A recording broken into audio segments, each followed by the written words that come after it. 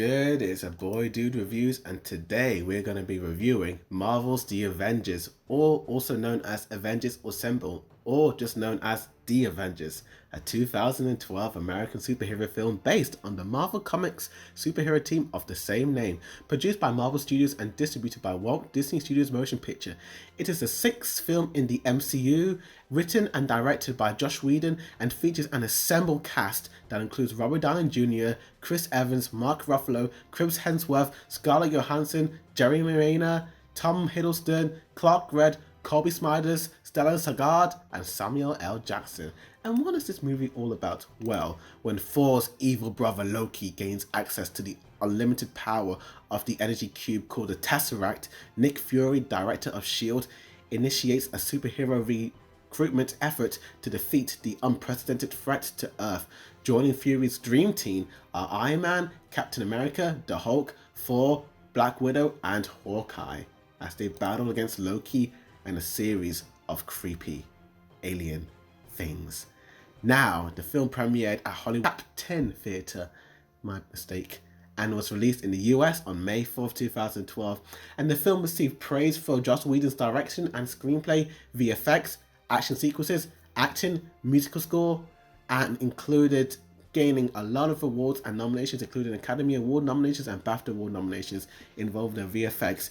It is set or tied numerous box office records, including the biggest opening weekend in the US and Canada, and it grossed over 1.5 billion and became the third highest grossing film of all time, as well as the highest grossing film of 2012 at the time. It is the first Marvel production to generate $1 billion in ticket sales. And yeah, obviously the future Avenger films would definitely outdo them in the box office. And what do I think about this film? Well, this film is a blast to watch. This is possibly one of the most enjoyable, most absolutely entertaining MCU movies I have ever watched. Out of all of them, this movie has the most fun, the most action, the most heart, all in this movie, you know. This film is about 2 hours and 30 minutes, I'd say, but it feels way shorter because this film is always going, stuff is always happening, stuff is always coming together, and let's go straight to my positives. And the positives is all that. The positive is definitely Joss Whedon's direction in this. You know, this is a very comic book film. It's very comic booky, but it's not too corny or campy. It's grounded in reality, and it makes you think that this could actually happen in our world. You know, I love the way this film is shot. It looks very real and natural. The way that characters are acting and talking and interacting with one another feels so natural. It doesn't feel tacked on, doesn't feel tacky. It feels natural. Robert Downey Jr. as Iron Man has the best chemistry with everyone in this film. He literally has the best scenes with all the Avengers cast, with Thor, with Captain America, with Hulk, with Black Widow, but not with the Hawkeye for some reason. I never realized that. And with Fury, obviously. And it's just absolutely fun seeing all these guys in this film, because we had about 5 films leading up to this one movie, and it's just great seeing them all in this film. One thing that I noticed is that in the previous 5 films that came before this film, the aspect ratio was 21:9, that very widescreen ratio, and this film is set in the standard 16:9. Now, when I first watched this film, I never understood why it was shot like this, but after rewatching these movies again and again, I think I actually sold it. Think about it. All the movies that came before it were solo films. So the wide ratio would definitely kind of indicate this is a solo movie. The fact that this is a team-up movie with all these solo main character stars in this one film, you don't know who the main character is. They are all main characters. Would you say Iron Man is the main character? But no, Captain America is the leader of the team. But Nick Fury is the one who kind of started the whole thing, so you don't know who the main character is. So I liked how they kind of squashed it in this smaller ratio, so it's more even and everyone's kind of got an even amount of screen time, indicating the small aspect ratio in a way. That's kind of my little theory on that, to be honest with you. The story is amazing. I absolutely loved it. The first 10 minutes are just epic, and it gets straight into the action, my dude. Right into it. And it never fails, it never disappoints at all, my dude. Loki, Tom Hiddleston's character, is definitely the best MCU villain.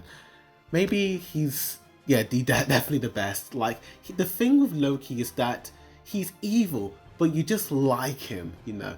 You hate him, you hate to love this character. He's like Professor Snape, or, oh, I don't know, Darth Vader or someone like that. I don't know. He's one of those villains you hate him. He's evil, but you just love him at the same time. That's just he has this like flair about him. He's because you know what this guy is like. You know his backstory. You know what he had to go through. You know all that stuff. You know with Thor and all that.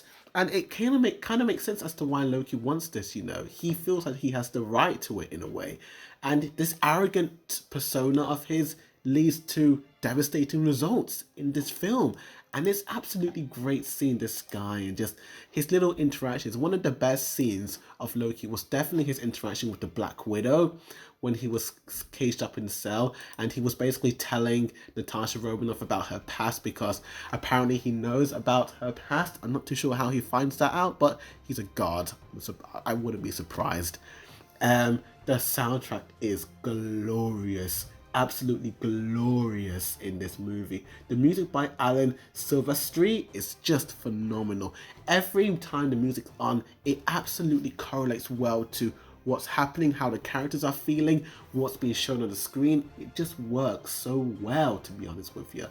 And this film has just enough jokes to make you laugh, just enough emotional moments to make you cry, and just enough intense action to make you go, oh yeah, that's what I'm talking about.